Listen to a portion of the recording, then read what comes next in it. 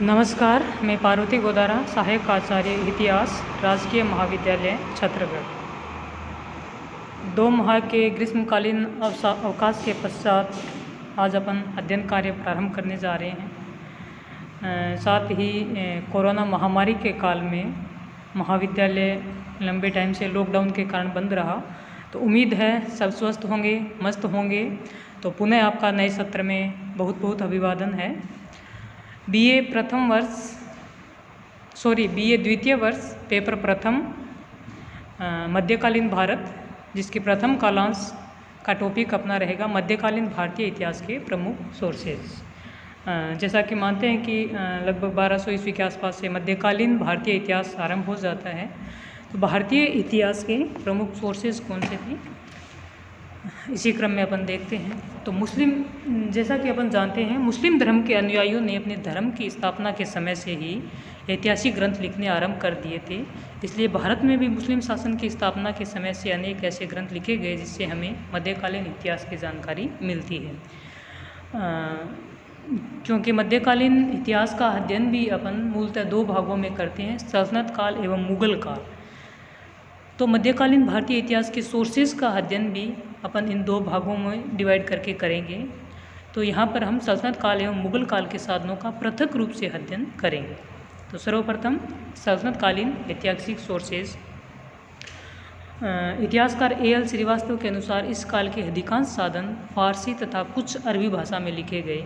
विदेशी यात्रियों के विवरण, अमीर खुसरो, अन्य लेखकों के रचित ग्रंथ भी इतिहास की घटनाओं पर प्रकाश डालते हैं।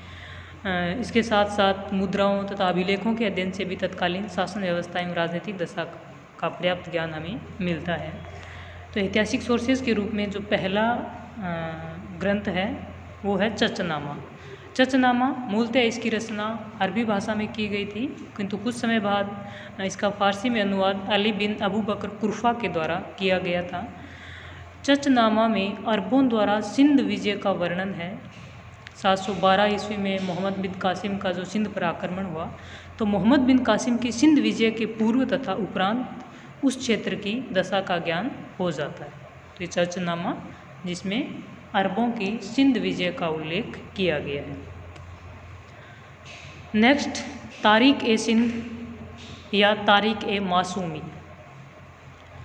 1680 के लगभग मीर मोहम्मद मासूम के द्वारा रचित ग्रंथ, जिसका आधार चचनामा है। तो चचनामा को ही आधार बनाकर मोहम्मद मासूम ने तारीख ए सिंध की रचना की।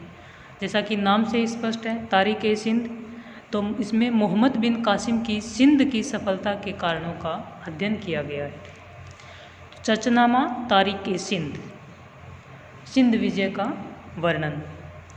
नेक्स्ट, मोहम्मद कासिम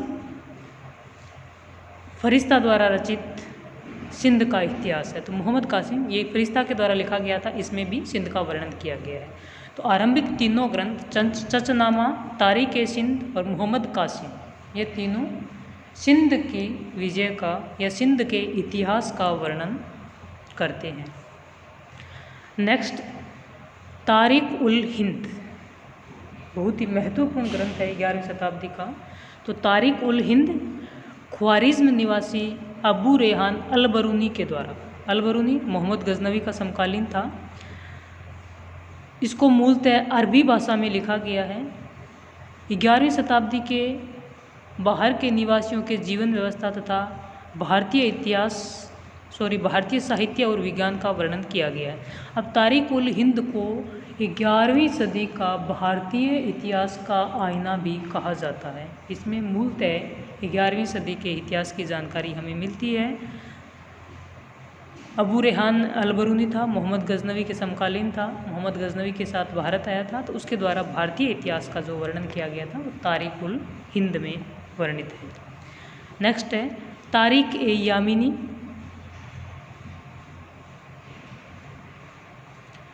तारीख ए यामीनी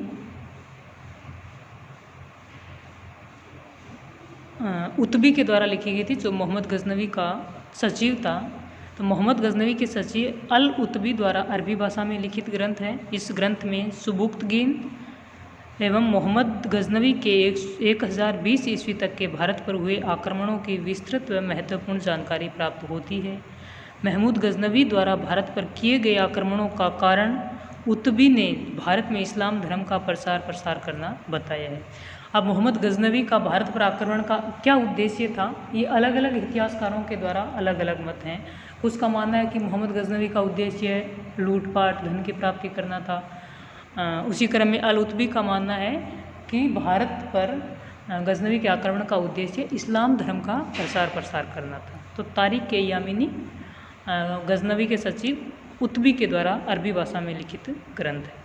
नेक्स्ट, जैन उल आवबार अबू सहीद द्वारा रचित प्रमुख रूप से भारत के इतिहास पर प्रकाश, किंतु इसके साथ गजनवी की गतिविधियों का भी विवरण इसमें दिया गया है।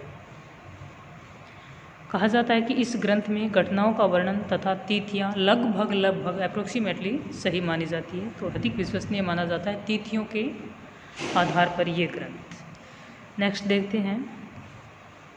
हाँ, तो आज इस वीडियो में मध्यकालीन भारतीय इतिहास के सोर्सेज में सल्तनतकालीन इतिहास के सोर्सेज का अध्ययन किया। सल्तनतकालीन जो ऐतिहासिक ग्रंथ थे उनका सीक्वेंस पढ़ा। मोहम्मद गजनवी के समकालीन जो इतिहासकार उनके साथ आए और अरबों के सिंध विजयों का जो उल्लेख जिन ग्रंथों में किया गया है, ये सारा वर्णन इसमें किया गया। नेक्स्ट कालांश नेक्स्ट वीडियो में रहेगी। धन्यवाद।